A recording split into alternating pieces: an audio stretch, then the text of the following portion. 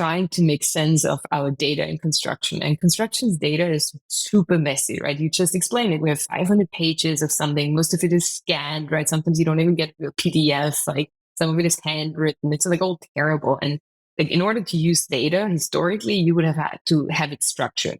That's why BIM was a big thing, right? And like everybody was like, every big company was like, let's structure our data. And like they had 3-year plans to do this and invested millions of dollars. And it kind of killed the little guys, right? Because you can't do that in your company. It's a waste of your money. What's really beautiful is now with generative AI, we don't need structured data sets anymore. I take the most messy data sets in the world, right? I take the pictures of construction sites and the drawings and the scan drawings and like whatever. And like our AI will make sense of most of this.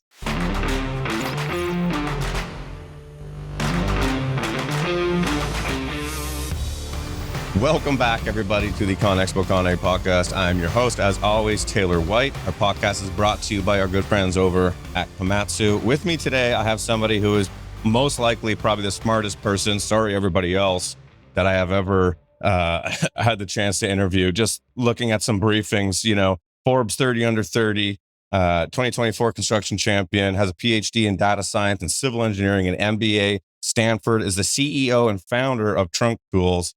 Today, I am here with Dr. Sarah Buchner. Sarah, thank you. Thank you.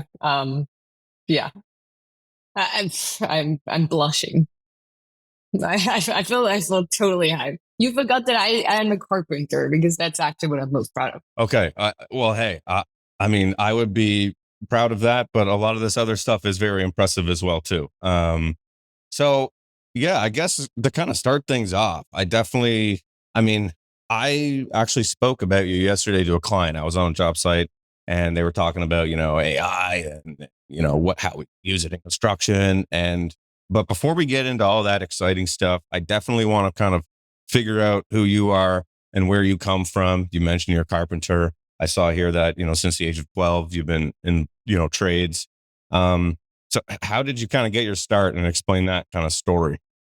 So I love being in construction. Don't get me wrong, but I am in construction completely involuntarily. So I grew up in a super poor environment on a farm, and eventually, I lost the farm, and my dad became a carpenter. And when you don't come from a lot of means, it's normal that the kids start working. And so when I was 12, he took me out on the first construction site, just as a carpenter, as a blue collar worker. And I actually really liked it. I liked it because A, it was the most money I've ever made. So I think I made like $12 an hour, and that was like life changing back in the days for me. And then B, I liked it because you actually like built something that like by the end of the day, you achieved something like that you could like look at, right? And like also like not just that you look at and you can touch it, but also something that helps other people. It was just like people are so grateful when you like build a roof for them, right? Like when you just like, carpentry is a lot of, but like you just build a house and somebody lives in it and changes somebody's life. And it was just like amazing. And so I really, really liked it. And I started as a carpenter again when I was 12, and then was a blue collar worker for many years, became a foreman, became a super, eventually thought I would find, you know, my life's calling as a general contractor. So I switched from actual tradesperson to a GC, was a GC for a while, and I ran large high-rise projects. And on one of these projects, whatever, like $400 or $500 million high-rise, 600 guys working for me on the job, and we had a fatality on the job site. And as much as probably everybody who's listening to this has, you know, in one way or the other experienced something like that, it was my first, and I was just like completely floored. It was like, how can I be running or managing a team of people where it's so dangerous that like somebody dies? And it was just like, I couldn't really handle it. And I also decided that that's not how we should live still. Like, it was like, you know, we were in the 2000s already and we still have people die on a job site. And so I decided to build a health and safety app. And so that was kind of like my switch from actual construction to construction software. And then I don't know, then I felt like, okay, actually the impact that I can have with software is just way bigger and way more fundamental than if I just was keeping one high-risk project after the other, right? It just felt like I can actually impact bigger amounts of people. And yeah, since then I've been doing software in the construction industry. Wow. You summarized your whole life. The podcast is over. Great. Thanks for coming on, everybody. Should we talk about American football now? Yeah, sure. Something like that. Okay. So first of all, I do notice that unbelievable. I want to know where was your farm, your family farm? Where are you from? In countryside Austria. Austria. Wow. Okay. Yeah, Which is where geologically on the map? next to Germany and Oh, Switzerland. wow. So like very mountainous or flat or Yeah, a mountain. We definitely have mountains. I started skiing when I was 2 years old. nice. Because that's what you do. Awesome. And then is your business based in the West now or no? No, so I did most of the actual construction work in Europe in like several different countries. I did my PhD in Europe, and then I had a startup in Europe, and I just wanted to get into the US economy mostly because the United States has always been like this. Like I grew up reading about the American dream as like the poor little girl, like wondering about like if there's a better world out there, right? And so it's interesting. The American dream was something that I strongly believed in, even so I've never been to America. And so it was clear to me that eventually I want to come to the country where supposedly I can live the American dream. And so I came to the US 5 years ago for Stanford. And that was really my ticket to start another company in this country and to stay here. And the company is now headquartered in New York. So I started a company in Silicon Valley, and then moved the headquarters to New York just for proximity to customers and clients. What you've done is super impressive. How do you do the transition from, okay, carpenter and then, okay, a foreman, super looking after these projects. And then, like you said, you grew up, poor farmer. And then to like, go to school, like, did you save up to like go to school to get like, you have your PhD, you've gone to Stanford. Did you have really good grades and get a scholarship? I mean, that stuff's all super impressive. Yeah, I mean, that's a little bit funny because I very much, I would get always represented as like a living the American dream. And I do believe that. But a part of it is also the European dream. And what I mean with that is like this, the socialist society that we have over there actually made it possible for me to go to school for free, right? I had phenomenal education that was public. I always went to public school. I went to public university. I did my PhD at a public university. The only degree I ever paid for was Stanford, and that was super expensive, right? But this was late in my career where I actually like made some money before that. But up until then, it's again, if you have good grades in Europe, then school is pretty much for free. What drives you to do what you did? Like, I mean, and not as like some cheesy kind of classic podcast answer, but I'm genuinely curious of what in your mind makes you who you are. I mean, to go out and do the stuff that you're doing and to come from blue collar trades, my family didn't have much. Like that's a success story. And I think that takes kind of a certain person. Are you very like disciplined with yourself, or like what traits do you have you think that attribute to like your success of where you are now as a person? I have a huge chip on my shoulder, right? The chip on my shoulder is like so big that it can hardly fit on this video screen, right? And like the chip on my shoulder comes from a being a woman in construction in a way, right? Like you definitely do not want to be a blonde female carpenter in your teenager years. That makes no sense. Like you hear everything that is confined as being whatever, everybody's against you, right? And like you also don't want to be poor in a society that is European societies are still driven very much by like whose family you're from and so on, right? Like the family name and so on. And I was just not from one of these families. And so in my youth, I was told I cannot do certain things over and over again, right? But I always was like, I just didn't buy it. I just didn't like, just because somebody told me that a woman has no place under construction, that didn't mean that I actually believed what they said. And so every time I heard one of these things, I wanted to prove them wrong. So I think there's just an insane drive of like building my own path and just going for it. And so for me early on, getting out of like the situation that I had or I found myself in was like there was two solutions, like education and hard work. It's two things that my parents actually taught me, right? Like even so, like my dad only went to elementary school. Okay. Like he did not go to like high school. But even though that, like he didn't have the opportunities and my mom didn't have the opportunities, they told me like, hey, there is free education, right? And like when you work hard, you'll get somewhere. So that's just something that like I got early on and I believe in that until this day. And by now it's just like I've gotten a dad for like how far can I go? Right? If you get to like a certain, it's not really much like where am I at right now, but the distance traveled is more important for me than the point where I'm at. And if I look past to the distance traveled and just do the math of like how far will this mean for me in the future, I think the sky is not even the limit, right? Yeah, I resonate with that. Definitely, my saying throughout my life was always, and now, I mean, our company slogan literally is like work harder. And that's kind of like, we really brand with that. Yeah, I have it tattooed on my body. It was the first tattoo. I used to come into the office every day or I'd be out on the job site and I would always have a Sharpie and I'd write on my forearm, like, work harder. And then eventually one day I'm like, well, I might as well just get this permanently put on my tattoo. And it was just kind of like a slap in the face. It'd be like, dude, if you're being lazy, like, get the hell up. Like, let's go. Like, nothing is handed to you. Like, let's chase our dreams. And although I think you probably are a very book smart person, I'm not so much, right? So everyone always tells me like, work harder. And I'm like, or work smarter, because that's stupid to say work harder. And I'm like, well, when you're not smart, you can't work smarter. All that's left is working hard. And I know a lot of people that I went to school with that have a lot of fancy degrees and they're wasted. They're not doing anything with them. And I'm like, because they have no work ethic. So I think that those two things go really hand in hand. And I think with you, because you kind of maybe have both those, you have the work ethic and you're dialed in on what you want to do and you're super smart and you're able to succeed at that.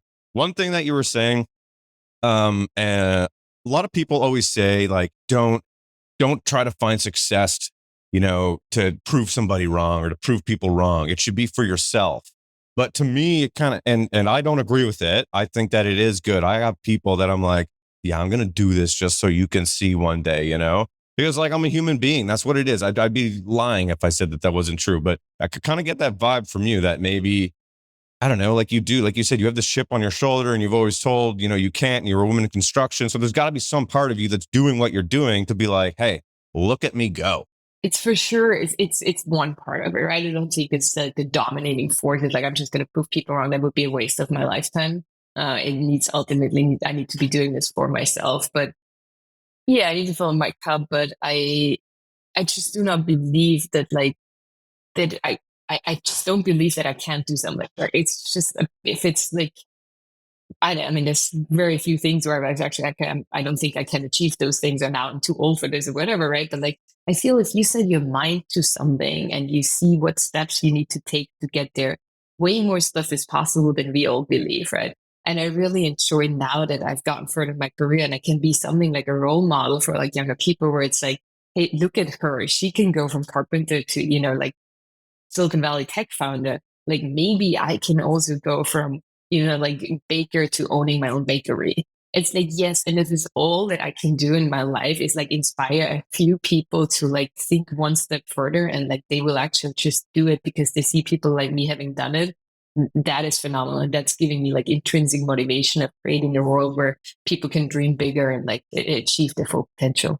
What was the turning point? Like, what was your first big success, or like where you're like, okay, I'm out of Austria and, I came up this way and now I'm actually starting to make some money. And what phase were you at where you were like, okay, I think that I can run my own business and I have this kind of entrepreneurial mindset? Like, when did you kind of figure that out? And when was that like, it's clicked and it was like, okay, here we go?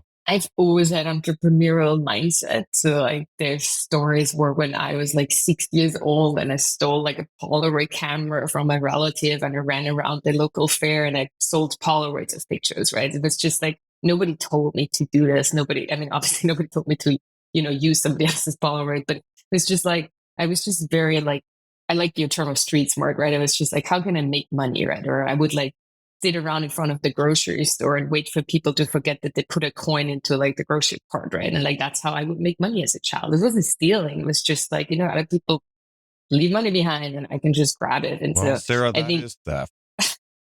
that is, how is that theft? You're a thief. No, I'm kidding. I think that's She's got her PR team also, back. Like, it's also like, this is over 10 years ago. So I'm completely good. kidding. Completely kidding. I get it. Sorry. No, I was wondering while I said that if that was theft or not. So the entrepreneurial spirit was there, I think, when the first time I was managing like the smaller team, right? It was like, hey, actually, like, people who are older are okay with me telling them what to do and telling them where to go, because it just comes naturally to me, right? So like, these were the first few moments. And then I think when I really kind of like started getting real drive for like thinking outside the box was honestly one of the most impactful experiences of my life was when I was a waitress at Munich Oktoberfest.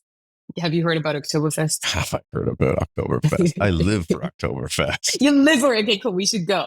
I'll take you. But so Oktoberfest in Munich. So here's what happened. There was a TV show that I watched with my mom, and it was like the 10 hardest jobs in the world. And I went to my mom. I was like, whatever's number one, I'm going to do.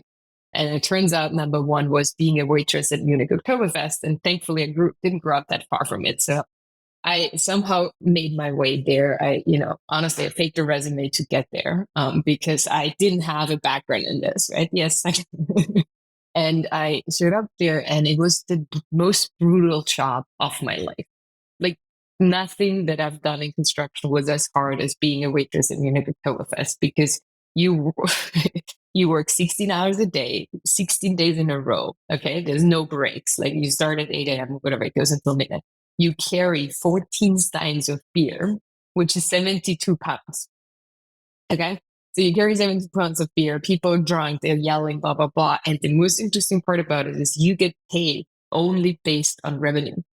So there's no hourly rates. There's nothing. I think you only get paid if you sell and if you do your job. The only commission, yeah. And it's a commission and tip, right? And so, like, it's purely performance based. And I made so much money. And I was like, oh, like, that's how the rich people do it, right? It's not just like you do it like you have a few hours. It's like, no, like, the rich people make money based on being smarter and not just necessarily working harder. And that's really where I was like, I think I made $20,000 in like the 2 weeks net. And I was like, great. And I was 18 years old. And I was I need like, to be okay. a server at Oktoberfest, dude. I can put on one of those, what are they, Lederhausens, or what are they called? Lederhosens, yeah, Yeah, and yeah. I depressants. think I'd look pretty good in one, actually. Yeah. Okay, sorry. No, I think you'll look good at that. We'll see if you can carry the 14 steins of beer. That's wild. I mean, like, yeah. So, like, do you think, like, with making that and doing that, was it kind of like, okay, now I kind of got a taste of like success, or taste of of drive? Like, okay, this was purely performance based. I got this much because I worked my ass off. And is that kind of what it was? It was like, okay, like, you get back what you put in.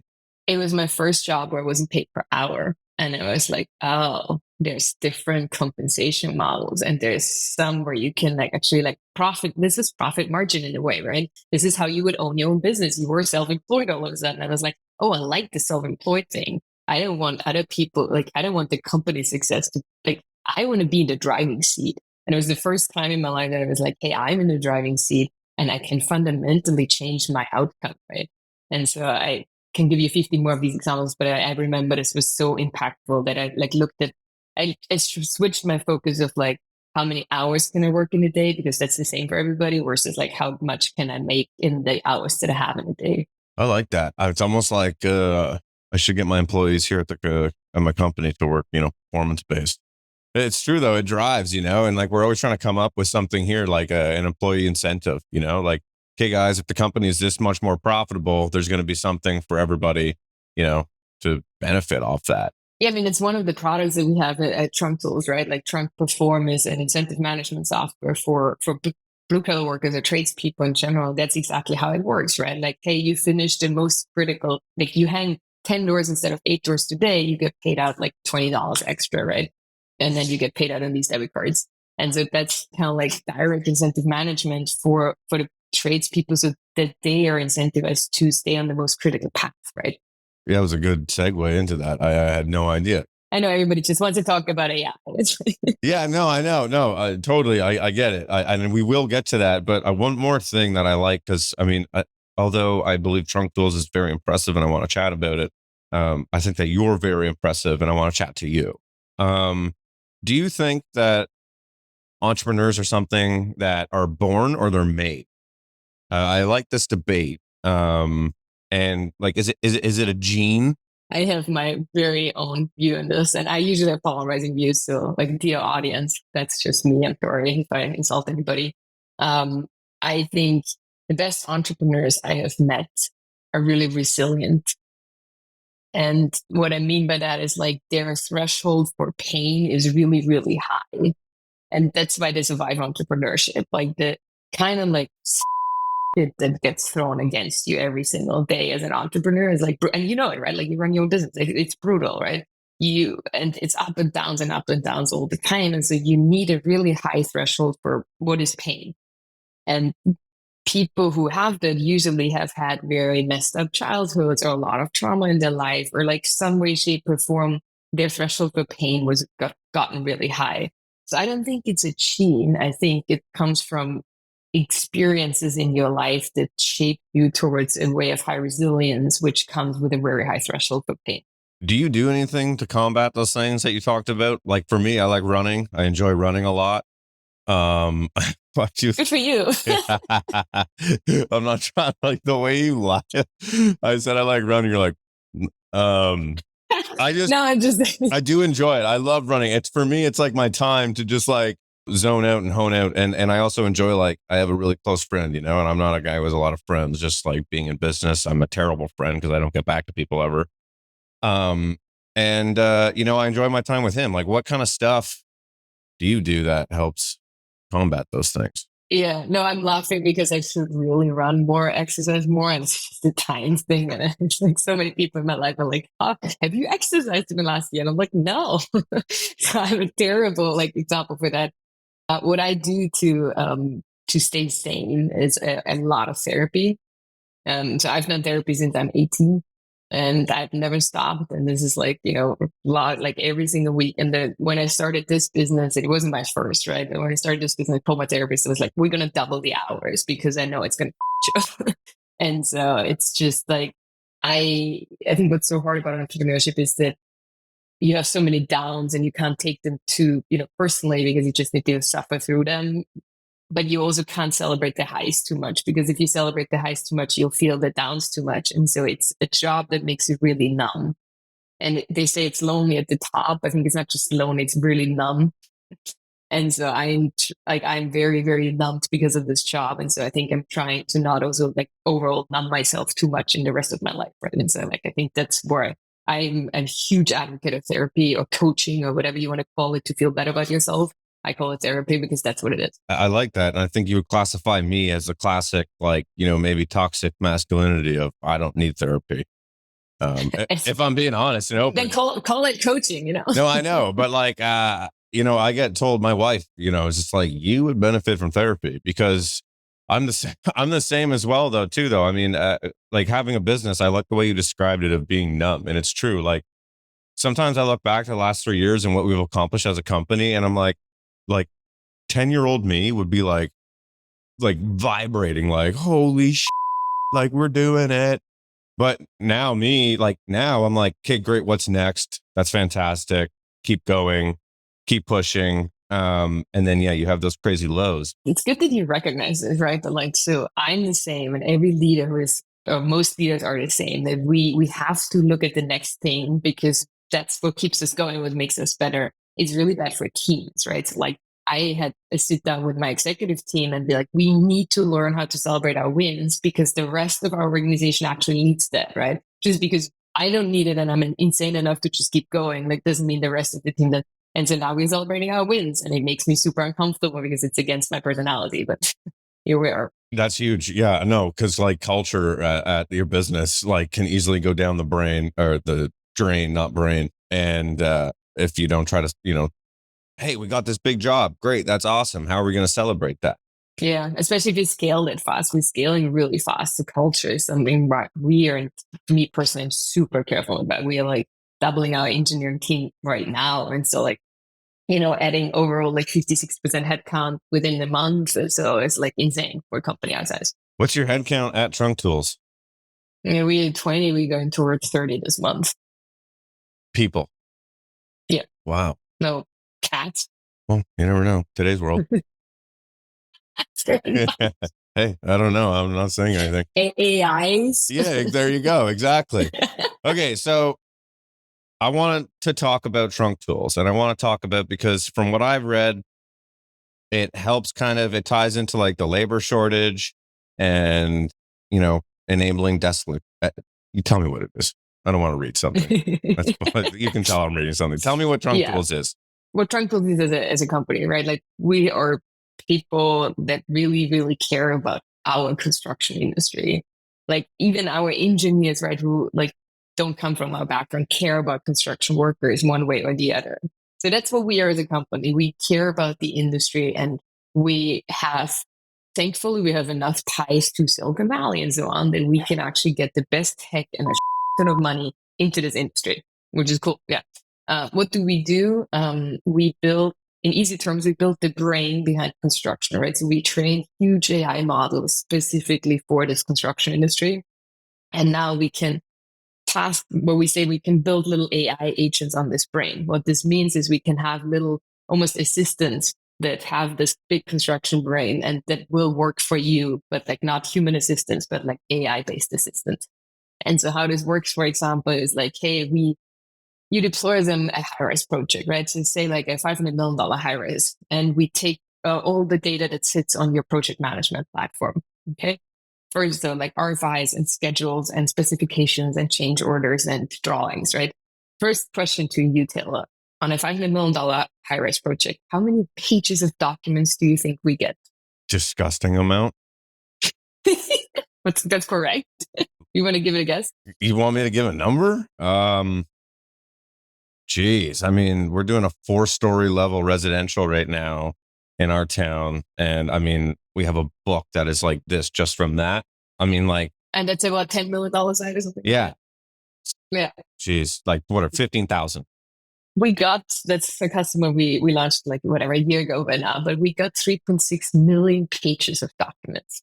That's a lot. That's disgusting. It's completely disgusting. And if you go back in time, right, when we had everything on paper, so we did this thought experiment. If you were to print 3.6 million pages and stack it on top of each other, the stack of paper is 1,200 feet. So it's 3 times as high as the building they're building. Just the amount of paper that they have. And so that's what we're dealing with in construction, right? The sheer amount of documentation. And like some owner comes and is like, here is like this book of specifications. Please build it exactly as I've written down here. And also you don't have any time, right? Because I actually want this building to be done like 6 months from now.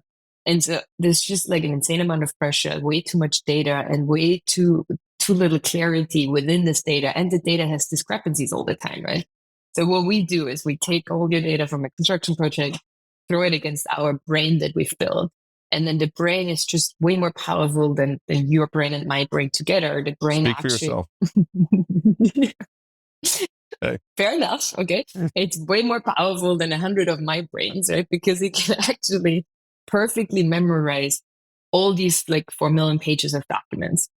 And then you can interact with the brain. For example, one of the tools we have is a co-pilot. You have all heard the term. It's an AI-based co-pilot where you're going on your construction job and you're like, hey, what color paint should I use on this wall? And instead of trying to find this in your documentations or in your drawings, you just text us. You get a phone number and you text, what color paint should I use in room 212? And within a few seconds, you'll get like, hey, this is Benjamin Moore, white, matte, whatever. And you just get a text message with this, right? We don't need you to download an app. No bull. Like you just text this and our AI gives you an answer. Is there a certain size of company? Like who are you trying to target with this? Obviously people that are building like high rises, or is it just like, is it people like construction project management, general contractors, or just like guys? Cause like I have both sides. We have a construction management business, but we also have an actual construction company. Like can both those use this? Yeah. Right now we have customers from everything. We have the owners, we have the construction managers, we have the GCs, we have the subs. Within those, I would say foremen and up, we have really like spread it into like the actual trades, because usually they're not the ones that have to read a lot of documentation. But there's other tools in the works for them. So from a size perspective, I would say jobs $10 million and up make a lot of sense. We have live on our platform, we have high rises, we have tunnels, we have bridges, we have like highways, like you name it. It doesn't really matter because our AI is trained on construction and it doesn't matter to us if it's a bridge or if it's a high rise. So it's project based then. Like I couldn't use it. So like for our construction company, I mean, we're on some larger commercial projects, but we also do some smaller residential. We do new home construction. We have crews that do, foundation, basement digs, septic systems, block grading, stuff like that. It works on that as well. We also have customers that use it for bidding. We have customers that use it in their claims department so that they can like auto generate or faster generate claims, right? how would somebody use it for that stuff? Like explain trunk tools, then how would it be helpful for because a lot of the people that listen to this have construction companies that are doing, whether it's commercial or residential construction for, site servicing, excavation, that sort of stuff. So the question is how they would use it for which part? How would you use it for just like a construction company, like not a general contractor that's looking at building a high rise, or they're building a $50 million tunnel, like the regular Joe Blow construction company that's doing lock grading and excavation? Yeah, so we have a few, for example, using this in their bidding phase, right? Like we have an electrician, for example, who is like, hey, I'm supposed to give, make 10 bids a month or something, right? And I get like a 500-page book, and it's going to take me way too long time to like figure out what I'm actually bidding for. So I bid like this, and then, it works or it might not, right? And instead of that, like you can just dump all the data in our software, and you can like interact with it and be like, hey, is there any specifications around I'm not an electrician, right? So like just the worst example, but like take concrete, right? Like, is there any specific concrete in the foundation that is not our standard concrete, right? And you can ask these questions against the system. It's just going to give you an answer instead of you trying to read through 500-page specs. That'd be handy for us. How I see that, and correct me if I'm wrong, is like we get a lot of, like we did a lot of work, and sometimes the tender packages are quite extensive. And you could essentially dump this massive 500-page, 1,000-page document into it. And for us, for excavation, be like, is there anything about contaminated materials in this? Because as soon as you get contaminated materials, that drives up your cost of construction. Is there any rock? Do we got to remove rock? Like stuff like that? Yeah. And Taylor, you probably have a list of like, risk areas or whatever that your team should be looking for. So you just dump the list against the system automatically responds. Yeah, it will do it. What made you think of do that? Because you were doing it? No, my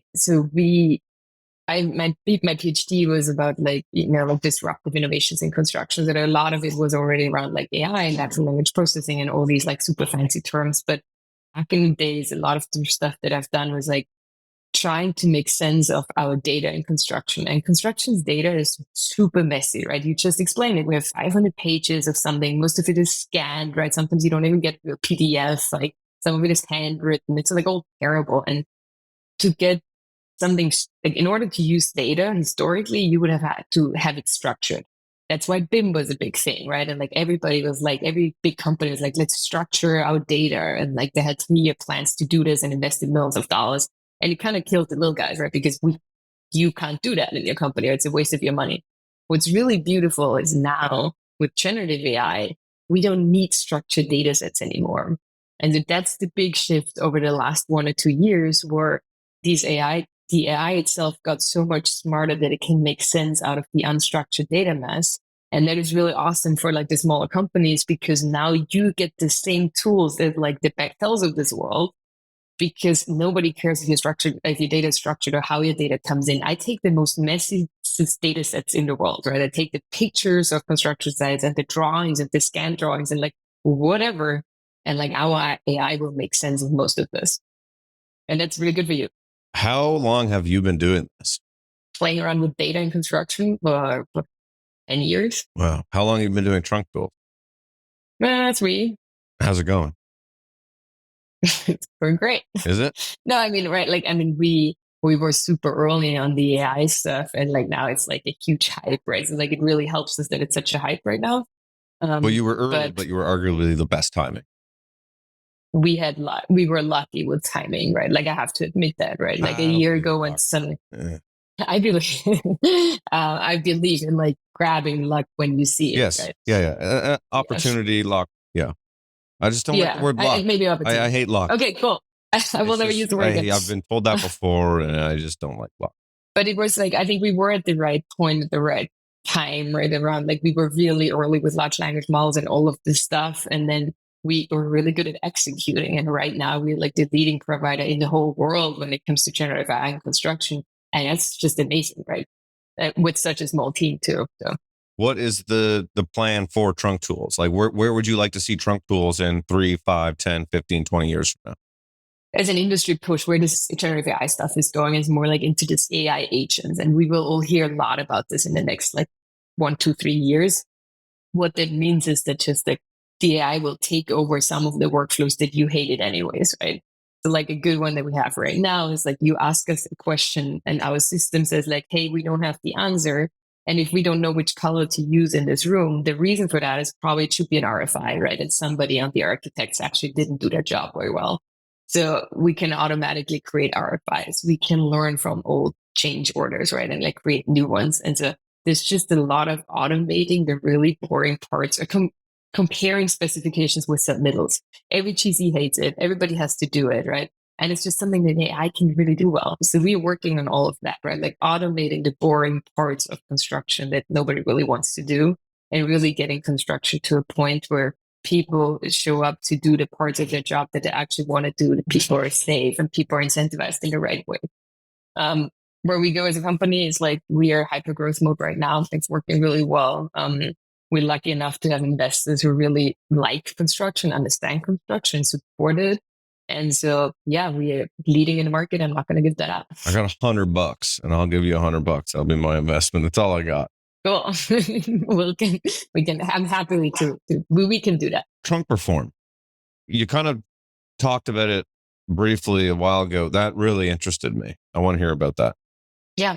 So it's another one of our tools that is powered by our AI brain, right? And so what we found with, I talked about October a little bit, right? But like people are just wrongly incentivized in construction right now. Like people get paid hourly and that's great. And there's some argument for why that's great. But when I worked in construction, like for me, it was good to drag it out so I can work overtime and get the 50% more, right? Because I'm never positively incentivized anyway to like really get it done. And I'm treated like, and like, and people yell at me and it's like, it's just not a great work environment. And what we started experimenting with is like, hey, it's not that companies or like owners like you don't actually want to have the people participate. You just don't know how. Like you don't have a system to actively do that. And then you throw pizza parties and you give them company t-shirts. And these guys are like how many more pizza parties do you really want to have, right? Like I throw some pretty pizza parties. So it's like invite me to one of them and I might revise the statement. Oktoberfest style pizza party. I'll come with the 12 to 14 I want to see that. I can share a picture, So what we realized is like when you look at the data for productivity in construction, it had actually gone down over the last 6 years, right? We all know that. And when you also look at the data in construction, you see that 80% of blue collar workers in construction in the United States of America live paycheck to paycheck. Okay. 4 out of 5 people live paycheck to paycheck. And then we think that a company t-shirt is going to do the trick. Like, no, these people rather have the $25 in cash so they can buy some food for their families, right? It is just very dumb of what we are doing. And so we wanted to change that. And we actually wanted to give people in the field and the ground the chance to participate and to actually positively influence like their personal outcome in this job. And so what Trunk Perform is doing is you upload your budget and your schedule, you as an owner, as an employer, and then our AI automatically creates task-based incentives. Again, what that means is if the most critical path is for the carpenters to hang more doors, these carpenters will get a text message automatically in the morning saying, hey, hang 10 doors instead of 8 doors today in the same 8 hours or 10 hours of time. And by the end of the day, you get $20 extra. So the carpenters are motivated. They run around, hang 10 extra, like 2 extra doors in the same time, instantly get paid out of these debit cards, right? And can use that money on the same day on the way home to pay for the gas or to pay for food or whatever. And interestingly, over 90% of the money, because we see some of the data on an aggregated level, over 90% of the money that people spend through our cards is going towards gas and groceries. That means people really need that cash, right? And so it's just something where you actually incentivize people. It's a win-win-win situation. Like you as an owner get your stuff done faster, right? You have positive ROI because you actually stay on the schedule and you stay on the budget. The workers can make more money and use the money for their families or for like actual necessities, and everybody wins. That's exactly what we're missing. And that's exactly what I've been talking about. I was just in Montana with some guys that own construction companies in the States as well, too. And we were all talking about this, how do we show the employees that like, hey, we need and can be more profitable, without standing in front of them being like, we need more profits. And then I'm rolling around with a Rolex or something like that. They're like, well, dude, like Yeah, wearing a Rolex. See, I just wore. And then this kind of changes that. And I like that. How rolled out is this program? I mean, we have national rollouts in this country. So like people are using this, people are happy with this. And it's like, yeah, we have super high NPS score and our top performers make $2,000 net more a month. On the business side of it, then how does that get set up? So obviously something is linked to like you said, like it's real time, right? So at the end of the day, let's say I tell my guys we need 320 feet of pipe laid today. And, normally you do 280. So if you do 320, then you all get, whatever, $35 more at the end of the day. Exactly. So our tool kind of pre-calculates it's actually you make positive ROI with this, right? Like depending on hourly costs and everything like that. Cool. So it's not just some number pulled out of thin air. It's like based on what you've priced and your profit margins and your costs and everything like that. Yeah. Wow. Yeah. And then it's obviously integrated in your payroll and people get taxed, like you gross it up. People are not getting taxed, right? But like everything is legal because I don't want to talk about you or about something that I did in the past, but like I remember when I was superintendent, I got a pile of cash from my boss and I was told like, make them finish this week, right? And like, however you're going to do this, I don't care. And so that's pretty much like legalizing that system of pizza parties and the Starbucks gift cards and whatever else we do out there, legalizing it and making it more transparent so the workers can actually know like, hey, if I work a little bit harder here today, I get a carrot, that bonus at the end of the day instantly. It's instant gratification, which psychologically, especially in the blue collar world, is really, really impactful because that's more of a personality type that they are. You might have me sold on this. I like that. That's super. No, I mean, seriously, like, honestly, I love it. I love that. That is exactly because you could do, like you said, because culture for us is huge, right? Like we're heavy on social media and our branding and like we have camp day coming up where we go and shoot guns at property that we own. And nice. Yeah, we do a little bit of skeet shooting and we have a big out bonfire and everybody stays and we got beer and we hang out. It's a good day and it's a work day and everybody gets still paid and it's a good time. But like, you can't do that, 4 times a month, or you can only do so many barbecues at the shop or team company events.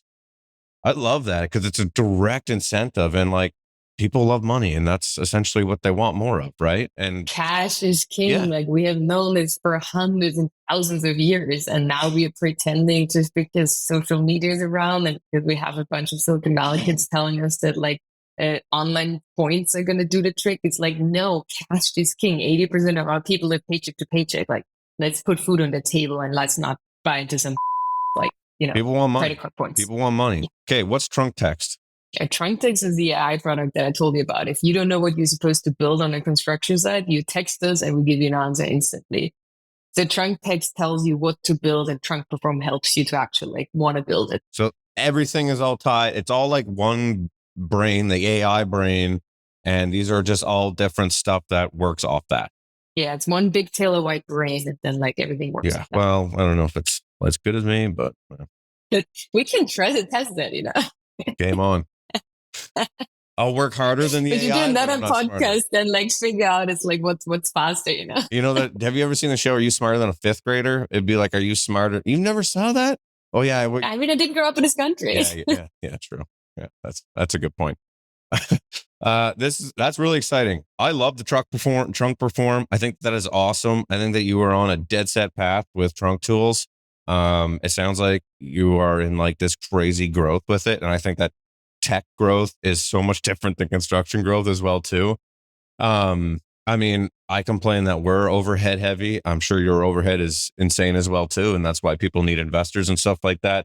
But we actually hire construction people. I just want to put this out there. We have a lot of former superintendents or PMs or whatever, like part of our team. Yeah, because like we're building for them, right? I'm not building for some, techie. You want to hire me? I need them to be part of it.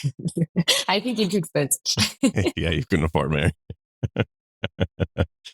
That's smart. I mean, but the incentives are going to be there, No, so like, yeah, we love having them be part of our team. And I would say, probably like a third of our company have actual construction background, like people like me come from the field. And then we also try to have a good amount of veterans. I really love veterans in this country. Well, that's probably what's making you successful at it, right? Is because you actually are. You're not just some people that were from Silicon Valley and have never left there. It's like you guys are actually blue collar people that have grown up doing it and understand it, and you're trying to make it a better place. Yeah, we like Silicon Valley for, what it does with investor money and like, stuff like that. And the failure culture, I think in Silicon Valley is really beautiful. But in the end, I don't believe that you can build a product for construction if you do not come from the industry. Like it's its own little environment. It's very complex. It's very unique. And if you don't actually understand what's going on, you shouldn't be in it. What's next for Sarah Buchner, Dr. Sarah Buchner? What's next? Like, I know you have trunk tools, but what else are you working on? Are you going to run more this year or? Maybe after this conversation, because now I feel really guilted into it. No, I'm just, how that's right. Like having a company like this is more than a full-time job. So I'm just trying to make this company as successful as possible to actually have a positive impact into our industry. I think what's really cool is generative AI is the biggest technological change that we will probably experience in our lifetime. I can't look into the future, but definitely the biggest that we have seen so far. And construction is just built for this technology because of the amounts of data and the amounts of stakeholder that we have and the big mess that it kind of like is sometimes, right? And so it's just, for me, it's super enticing that we are on the top company when it comes to the most significant technological change in one of the biggest industries in the world. And like we somehow fell into this opportunity, and I'm just grateful for it, and we're going to crush it. I don't doubt it as well, too. You're definitely made me feel pretty dumb just with how smart you are. But I do believe that you have paper. You have an insane work ethic, and good for you. Seriously, you're doing an amazing thing there. That's incredible what you've accomplished. One last thing I need to ask you. Oh, gosh. Yeah, you never know what's going to come out of my mouth. Exactly. Like I follow this person in Austria, and like not like on social media. I don't want like a language barrier thing to think like I'm like stalking somebody, but I follow them on Instagram, right? And around Christmas time, their Santa has like these horns and they have bells. It's not Santa. It's Dumbledorfin, or what the heck is the guy's name? It has all these things, dude. That's messed up. Yeah, it's very messed up. You guys are insane. What is that all about? What is that? So it's not Santa, but also interesting because Santa in Austria actually... It has something to do with Santa, right? Yeah. So Santa in Austria is most of the time a blonde angel, female, okay? Which is called Little Jesus. So we represent Jesus as a woman with blonde hair and like wings in a white dress. I look a little bit like this, like Austrian Santa today. Yeah. So that's Austrian Santa that brings the presents. Okay. There's no Santa Claus. And then what we do earlier, like whatever, December 5th or 6th or something like that, is what you're talking about. And you bring the kids to something. Yeah. So there's like one person that looks like Santa, and then there's one person that looks like the devil a little bit. And you bring the kids and you ask the kids if you were good or bad. And then if you were good, Santa gives you like a little bit of presents. And if you were not good, then they have whips. And it's the whole BDSM stuff of it, pretty much. Yeah. Like literally, it is insane. And I've seen this happen. And the kids actually get beaten up. And yeah. And I don't think it's healthy. But hey, I think it's good. And I think we should bring it over in the Western Hemisphere. Oh. It's called Krampus. Yes, by the way, yes, that's what it is. Krampus. Yes. Krampus, yeah. It's Krampus. Something. Yes. I don't know where it perfectly comes from, but, we had a history in Austria and that piece survived. Nice. All right, cool. I just wanted to end on that. I wanted to know about it. I appreciate it. This has been another podcast brought to you by our good friends over at Komatsu. Thank you, Sarah, for coming on today. I appreciate it. Thanks so much for having me. You're awesome. Keep crushing it. Bye.